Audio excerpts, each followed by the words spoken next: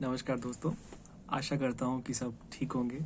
India में तीसरी लहर आ रही है तो ये भी आशा करता हूँ कि आप सब लोग कोविड के प्रोटोकॉल्स को फॉलो करेंगे। आज जो हमारा जुड़ने का ऑब्जेक्टिव है वो किसी जजमेंट को डिस्कस करना नहीं है, जबकि एक ऐसे मैटर को डिस्कस करना है जो शायद इस देश के गरीब इंसान को कभी ना कभी, या शायद हमको भी कभी ना कभी इसका सामना करना पड़ सकता है। और तो मैंने ही रिसेंटली एक ऐसा केस फेस करा, तो मुझे लगा शायद इस पे शेयर करना चाहिए। तो हुआ क्या, देयर इज़ वन लेडी, इनके हस्बैंड जो हैं he have died in a road accident. Road accident में पुलिस ने एफआईआर रजिस्टर करी। उसमें ये उन्होंने सबमिट करा कि yes he died in a road accident.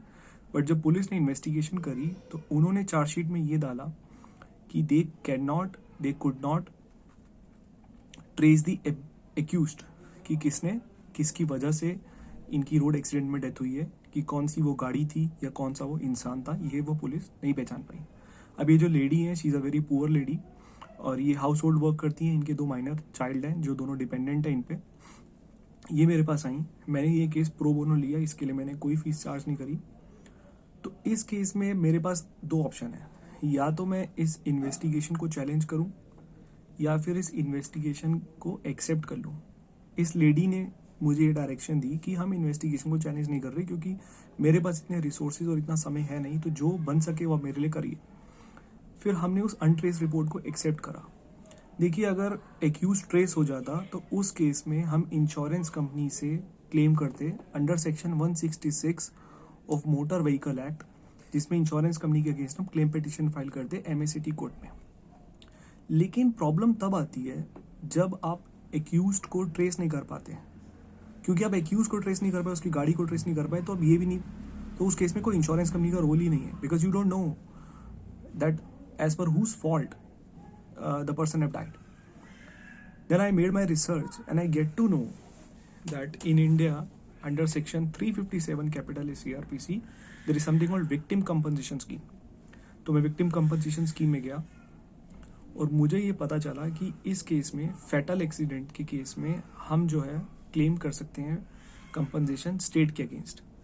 Then I went to DLSA का office, I downloaded few forms, form 1, form 2 और कुछ एफिडेविट्स जो है मैंने बनाए, और उस बेसिस पे मैंने जो है MACT कोर्ट में अपने DLSA के थ्रू सबमिट करा।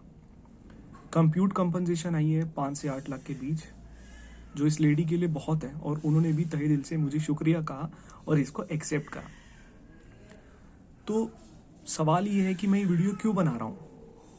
मैं वीडियो इसलिए बना रहा हूँ क्योंकि ये सारी कंपनसेशन जो उनको मिली 5 से 8 लाख के बीच, इस सब के बीच जो प्रोसीजरल हर्डल्स हैं वो बहुत हैं।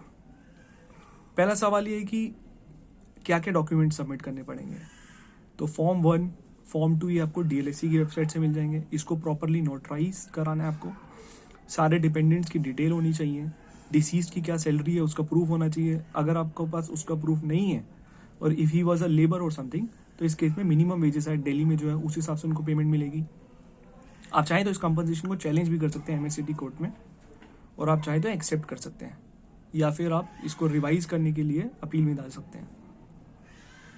और डॉक्यूमेंट्स, एफिडेविट जाएगा एक साथ में। एफिडेविट में डिपेंडेंट्स की डिटेल और जो है आपके जो डिस्ट्रिक्ट मजिस्ट्रेट है वहाँ से आपको एक सर्वाइविंग मेंबर सर्टिफिकेट जो है, या फिर लीगल हायर सर्टिफिकेट जो है वो क्लेम करना पड़ेगा, वो लेना पड़ेगा। और अगर वहाँ पे डिले आ रहा है तो you can file an affidavit. सबकी फोटोग्राफ्स लगानी है। बैंक अकाउंट डिटेल्स, बैंक जो है वो नेशनलाइज बैंक होना चाहिए, जीरो बैंक अकाउंट वाला नहीं चलेगा, और अगर माइनर है तो गार्जियन अगेन जीरो वाला नहीं चलेगा। So once you have submitted all, the DLSA will compute your compensation. You have to be a briefing counsel hire उस डिपेंडेंट्स के लिए, और MACT कोर्ट में उस कंपनसेशन को आप चैलेंज करें, एक्सेप्ट करें, उसको मॉडिफाई कराएं, that is up to you. But इसमें प्रोसीजरल हर्डल्स बहुत हैं। आपको डेट्स पे जाना पड़ेगा। सब DLSA के फॉर्मेट्स अलग हैं। अगर आप दिल्ली वेस्ट की जुरिस्डिक्शन में आ रहे हैं तो DLSA का ऑफिस 287 में जाना पड़ेगा, 30,000 कोड, और अगर सेंट्रल में है तो 295। और आपके सारे एफिडेविट्स और सारे फॉर्मेट्स जो हैं उनके हिसाब से होने चाहिए। एंड इस सब में जो है आपका 4 से 5 महीने 6 महीने जो है वो लग जाएगा, बट जो दिल को सुकून मिलेगा if you are doing it pro bono तो वो बहुत है। तो इस केस में मुझे बहुत खुशी है कि इस लेडी को जो है कंपनसेशन मिली, और मुझे लगा शायद मेरे जैसे और भी बहुत भाई और बहन होंगे या दोस्त होंगे जो शायद इस केस को देखें, शायद किसी गरीब इंसान के साथ जस्टिस करवाना चाहें कि वो बेचारा जो है या उसके रिश्तेदार किसी मोटर एक्सीडेंट या रोड एक्सीडेंट में मारे गए, तो उस केस में क्या किस तरीके से हम उनको कंपनसेशन या किस तरीके से उनको हम हेल्प करवा सकते हैं। तो आशा करता हूँ ये वीडियो आपके काम की होगी, और जो बाकी डिटेल्स हैं, आपके फॉर्मेट्स हैं, वो मैंने कमेंट सेक्शन में डाल रखे हैं, you can check it out so that it will be very helpful for you. Thank you so much, have a good day.